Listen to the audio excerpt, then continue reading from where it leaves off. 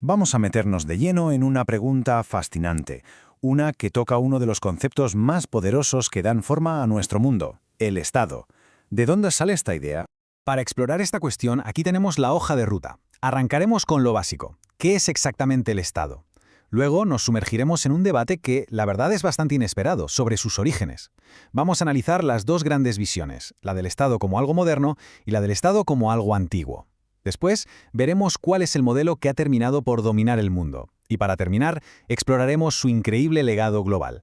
Bueno, pues vamos a empezar por el principio como debe ser. ¿Qué es el Estado? Parece una pregunta de libro de texto muy sencilla, pero nada más lejos de la realidad. Su respuesta es sorprendentemente compleja y de hecho ha generado un debate intelectual que lleva siglos activo. A ver, si pensamos en la palabra Estado, a lo mejor nos vienen a la cabeza imágenes de imperios de hace miles de años, o, no sé, de las naciones de hoy en día. Pero la gran pregunta es, ¿cuándo empezó a existir de verdad? ¿Es una idea tan antigua como las pirámides o es más bien un invento relativamente reciente, como la imprenta? Y es justo aquí donde la cosa se pone de verdad interesante. Porque resulta que el origen del Estado no es un hecho histórico claro y cerrado que todo el mundo acepte. Al contrario, es un punto de desacuerdo fundamental entre los expertos.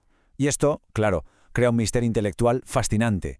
En el fondo, todo este debate se puede resumir en dos grandes corrientes de pensamiento, dos bandos, si queremos llamarlos así. Por un lado están los que dicen que el Estado es una invención moderna muy específica que nació en la Europa del Renacimiento. Y por otro, los que defienden que no, que sus características básicas ya existían hace más de 5.000 años en civilizaciones de todo el mundo. Venga, vamos a analizar la primera postura, la que defiende que el Estado es un fenómeno puramente moderno. Es una visión que, como vamos a ver, pone el foco en un lugar y un momento muy concretos de la historia, la Europa de hace unos 500 o 600 años. Por ejemplo, el académico Miguel Aparicio Pérez lo tiene clarísimo. Él dice que el Estado, tal como lo entendemos hoy, con sus ministerios, sus fronteras bien definidas, sus leyes, es un producto genuinamente europeo y moderno, que empezó a tomar forma a finales del siglo XV. Entonces, ¿qué tenía de especial esta nueva forma de organización? Pues varias cosas clave. Primero, instituciones dedicadas solo a la política, como una burocracia o un ejército permanentes, que ya no dependían de un señor feudal.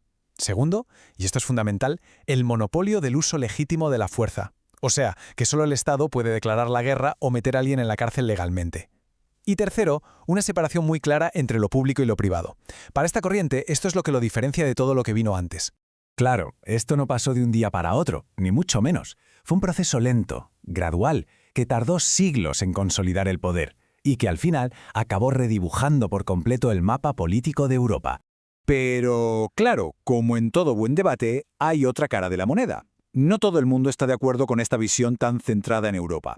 Así que ahora vamos a explorar el contraargumento, la idea de que el Estado es un concepto muchísimo más antiguo y, sobre todo, más universal. En el otro lado del debate, por así decirlo, tenemos a gente como José Antonio de Gabriel que nos dice, un momento, él sostiene que si definimos el Estado por lo que hace, gobernar, recaudar impuestos, defender un territorio, entonces resulta que ni es un invento nuevo, ni mucho menos es un invento exclusivo de Europa. Y lo fascinante de esta idea es que de repente la lista de estados se vuelve enorme y diversa. No hablamos solo del antiguo Egipto o del Imperio Romano, que son los ejemplos obvios. Hablamos también de los grandes imperios de la América precolombina, como el Inca o el Azteca, o de la complejísima administración de la China imperial. Todos ellos, según esta visión, eran estados. Vale, entonces tenemos dos ideas muy potentes que chocan entre sí. Una definición más estricta y moderna contra una más funcional y antigua. ¿Con cuál nos quedamos? Pues a ver, para entender el mundo en el que vivimos hoy, quizá lo más útil sea ver qué modelo acabó, por así decirlo, ganando la partida.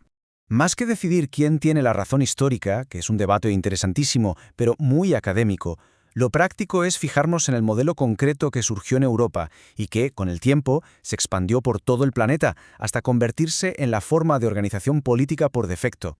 Y ese modelo se basa en tres pilares, tres elementos clásicos que seguro que nos suenan. El primero, el poder soberano. ¿Qué significa esto? Pues básicamente que dentro de sus fronteras no hay una autoridad por encima de él. El segundo, una población, es decir, la gente sobre la que manda.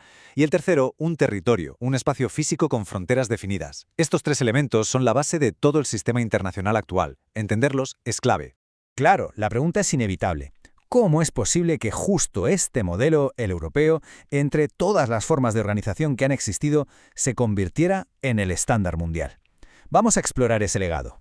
El historiador Joseph A. Restreyer lo explica de una forma muy gráfica. Viene a decir que el modelo europeo se extendió por todo el mundo, en parte por la fuerza, con el colonialismo, pero también porque se demostró muy eficaz militar y administrativamente. Para competir en la escena mundial o simplemente para sobrevivir, otras culturas y regiones no tuvieron más remedio que adoptar esta forma de organización. Para que nos hagamos una idea de la escala de este cambio, de la locura que era aquello, pensemos que en el siglo XVI Europa era un puzzle de unas 1500 piezas políticas independientes. Había reinos, ducados, principados, ciudades-estado, un caos. Y ahora, saltemos a hoy. ¿Cuántas piezas hay en el puzzle mundial?